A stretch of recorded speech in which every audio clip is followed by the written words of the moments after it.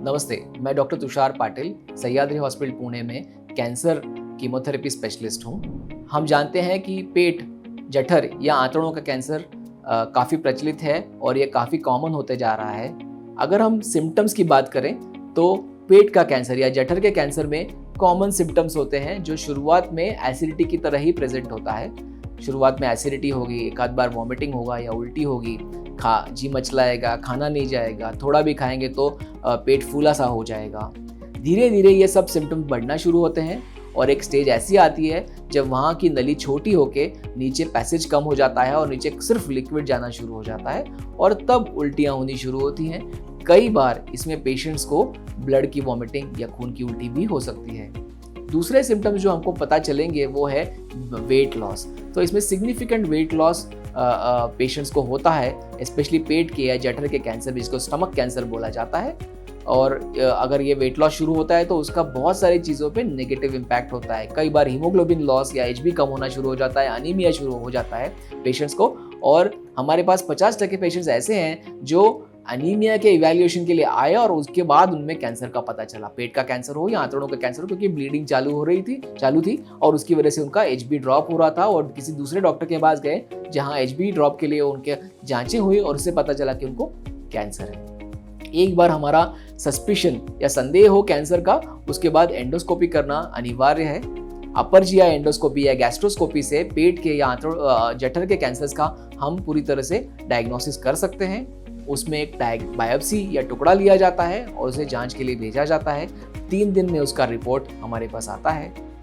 अगर cancer confirm होता है, स्टमक का कैंसर, तो उसके बाद कुछ जांचें like x ray, sonography, CT scan और आजकल हम बहुत ही एडवांस टेक्निक जिसको हम पेट स्कैन बोलते हैं उससे स्टेजिंग करते हैं। कई बार ये कैंसर्स दूसरे ऑर्गन्स में, लिवर में या लंग्स में फैले होते हैं जो साधारण टेस्ट एक्सरे या सोनोग्राफी से पता नहीं चलता, इसलिए पेट स्कैन कई बार प्रेफर किया जाता है। एक बार पूरी तरह से डायग्नोसिस और स्टेजिंग हो जाए उसके बाद इसकी ट्रीटमेंट प्रणाली शुरू होती है। शुरुआत का कॉन्सेप्ट 20 साल पहले या 25 साल पहले का ऐसा था कि अगर स्टमक में कैंसर है तो उस ऑर्गन को निकाल दें ताकि उस कैंसर से निजात पा सके, क्योंकि तब दूसरे मेडिसिन या कीमोथेरेपी की दवाइयाँ इतनी स्ट्रॉन्ग और अच्छी दवाइयाँ नहीं थी।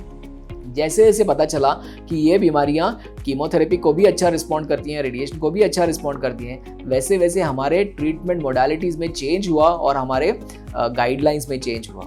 अभी मैक्सिमम पेशेंट्स को स्टमक के कैंसर्स या अन्न नलिका, जिसको इसोफेगस बोलते हैं, उसके कैंसर्स में हम पहले पेशेंट को कीमोथेरेपी या कीमो रेडिएशन देते हैं, उस कैंसर को छोटा करते हैं, उसको आगे फैलने से रोकते हैं और उसके बाद ही सर्जरी करते हैं। सो इसको हम सैंडविच ट्रीटमेंट बोलते हैं। कुछ ट्रीटमेंट सर्जरी से पहले देना है और कुछ ट्रीटमेंट सर्जरी के बाद देना है। इससे हमारे रिजल्ट्स में बहुत बेहतरी हुई है और जो पेट के कैंसर के पेशेंट हार्डली 10% पेशेंट 5 साल के ऊपर निकालते थे, अभी उसका जो परसेंटेज है एटलीस्ट 20% तो भी हो गया है। लेकिन इम्पॉर्टेंट ये है कि हम अर्ली स्टेज डायग्नोसिस करें। हमारे यहाँ आज भी पेट के कैंसर्स या जठर के cancers more than 50% of the times stage 4 में डिटेक्ट होते हैं, जब पेट में पानी भर जाता है, लिवर में फैल जाता है, बोन्स में फैल जाता है या लंग्स में फैल जाता है।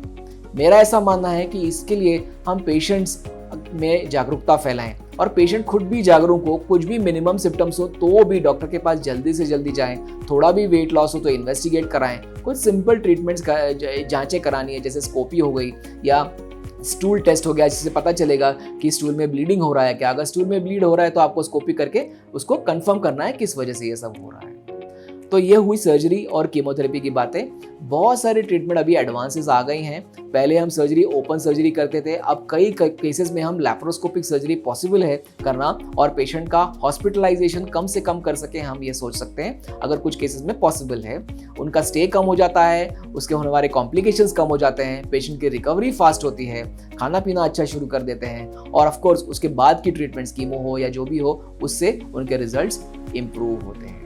अगर पेशेंट का कैंसर, जठर का कैंसर या पेट का कैंसर फैला भी है स्टेज 4 में, तो भी उसको हम कीमोथेरेपी या टारगेटेड थेरेपी देके उसका आयुष्मान बढ़ा सकते हैं, सर्वाइवल बढ़ा सकते हैं और इम्पॉर्टेंट कि उसका क्वालिटी ऑफ लाइफ इंप्रूव कर सकते हैं। इस बार भी मैं स्ट्रेस करना चाहूँगा कि सबसे इम्पॉर्टेंट है अर्ली डायग्नोसिस एंड ट्रीटमेंट। अगर पेशेंट जल्दी आता है तो हम उसको जल्दी ट्रीट कर सकते हैं। For any queries, you may contact us on the given numbers The numbers will be highlighted below.